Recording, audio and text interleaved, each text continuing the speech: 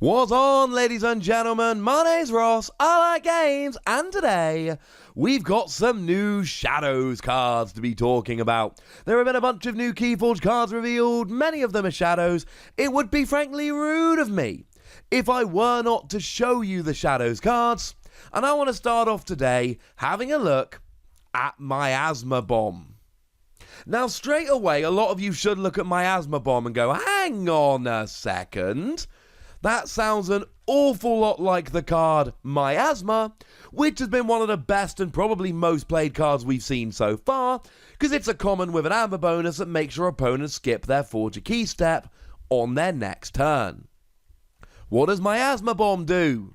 Well, it makes your opponent skip their Forge a Key step. How didn't you see that coming? Nah, you probably did. You see, it's an artifact. And not for nothing, but it does bring in a damage enhancement, so merely by virtue of having this card in your deck, one of the other cards in your deck will have a damage icon, which is quite cool. And it's got an action whereby you destroy Miasma Bomb, and your opponent skips the Forge a Key step during their next turn. Oh. Now, this has one gigantic advantage over Miasma, and it has one gigantic downside when compared to Miasma. Now, the upside is very simply you can time it. The thing with Miasma is you've got to wait until your opponent is about to forge a key, which a lot of the time means you've got to archive it. And archiving Miasma is amazing, because then you pull it out your archive when you need it, though you do have to take your whole archive, which might not be ideal. Or you keep it in your hand. But then if you keep it in your hand, you're essentially drawing one less card at the end of every turn because you've got to keep that card. So you're drawing till 6, but one of the cards is set, and that's annoying. Here, you leave it on your field, ready to go, and it's there when you need it. And I don't need to tell you how good it is to make your opponent skip their Forge a Key step. They're not forging a key. The point of the game is Keyforge. They win the game if they forge keys. Clearly, this is awesome. Problem is, we actually have a bunch of cards which can be used to kind of screw you up here. So, take for instance Remote Access, very nice card. Gives you an amber bonus, and you may use an opponent's artifact as if it were yours.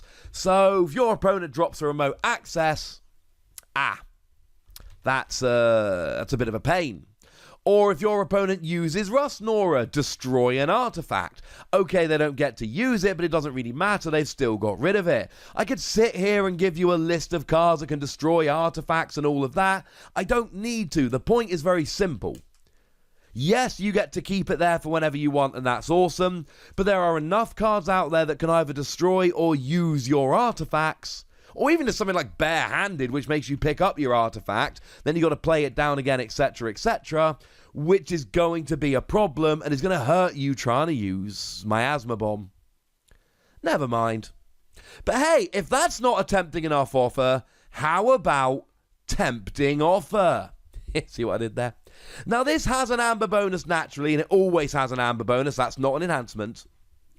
But it does bring in a capturing enhancement. So by virtue of having Tempting Offer in your deck, one of the cards in your deck will have a capture enhancement in it. Cool. And when you play it, you return an enemy creature to its owner's hand, and you give your opponent an amber. And this is one of those cards where when and how you play it is going to dictate whether it's an amazing card, which is awesome, or an absolute piece of trash garbage. Now, essentially, you both get an amber. You get an amber, your opponent gets an amber, everyone's happy. And you're returning an enemy creature to your owner's hand. Okay. Now, sometimes it doesn't really matter. So let's say, for argument's sake, you put back Rust Nora. Rust Nora goes back, Rust Nora comes back, nothing's really happened, your opponent hasn't been able to use it for a turn, yay, etc. Now, there are some other cards like Urchin or Helper Bot that you really don't want to give your opponent into their hand, because Urchin, when you play it, steals an amber, and Helper Bot, when you play it, lets you play a non-logos card. They've got brilliant coming into play skills, no. But then you've got stuff like Khaleesi Dragon. Khalifi Dragon's a very fun card. It's a super powerful creature. Surely there's a downside. Well, yeah. You can only play it if you've got 7 amber or more. And it's a 12 power creature, and when you fight, you gain an amber and deal 5 damage to a creature. Oh yeah, and that also happens when you reap. It's brilliant. So it's really difficult to get into play. Well, that's okay. Put it in their hand, and then they got to try doing it again. That's brilliant. Of course, if you really want to take the mick, might I suggest Brend the Fanatic? Another card that's seen a lot of play. Brend the Fanatic, when you play it, you give your opponent an amber, and then when it's destroyed, you steal 3 amber. So your opponent plays Brend the Fanatic to give you an amber, you then put it back in their hand, and then they've got to try and play it again and give you another amber. Tempting Offer could be an amazing card, it could be a garbage card. It really does depend on what you're able to put back into your opponent's hand. Cool. Look over there. It's a new action card, a Shadows card, of course, and when you play it, you deal 2 damage to a creature, and if it's not destroyed, you steal an amber. Cool. Also, shout out to the flavor text. I could have sworn I heard a Bumblebird. I like this one. This one's fun. Doesn't give you an amber bonus, but it does potentially let you steal an amber. And the great thing here is that it's not just your opponent's creature or yours, it's to anyone. So if I've got a Dust Imp down, I can destroy my Dust Imp. And okay, I've destroyed my Dust Imp, but actually, and I don't get to steal, remember, because I've destroyed it, but it doesn't really matter because I've destroyed Dust Imp, and when I destroyed Dust Imp, I gain 2 amber, so I'm alright with that.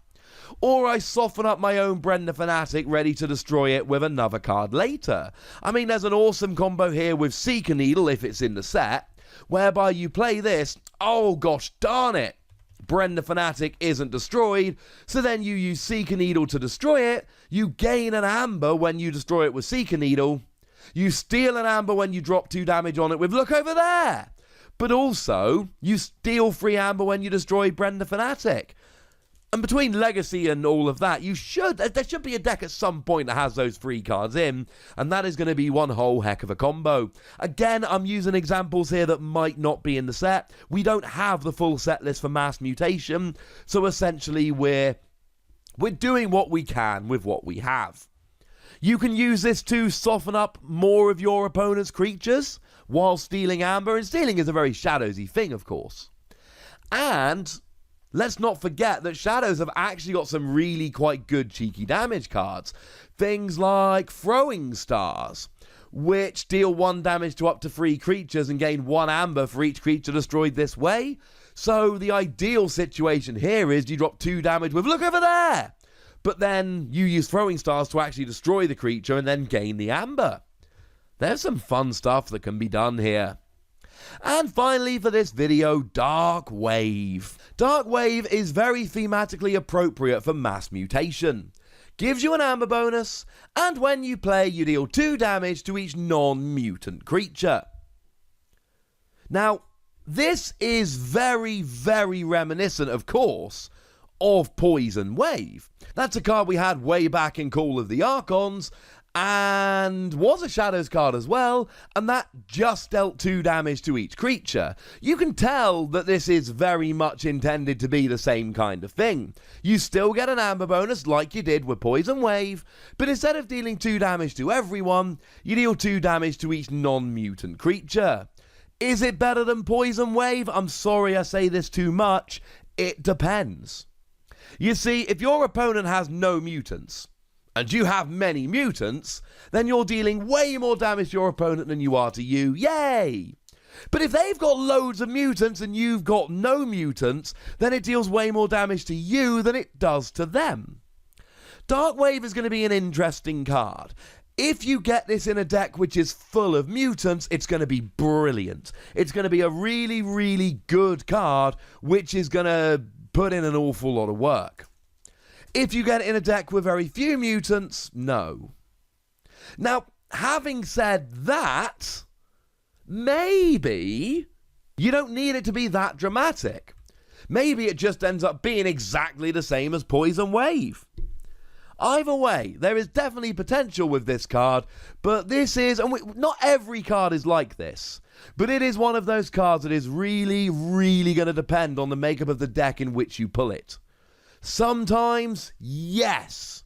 Sometimes, no. And I'm sorry how unscientific that sounds, but that really is how it goes.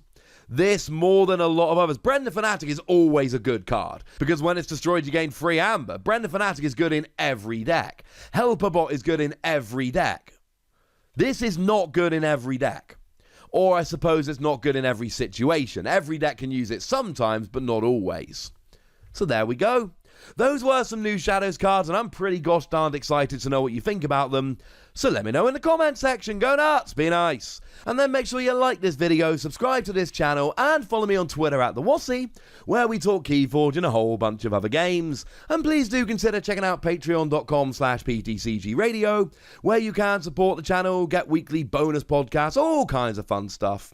But by far the most important thing as always, look after yourselves till next time, would ya? Thank you very much for watching. My name's Ross, and you've been watching Wossy Plays.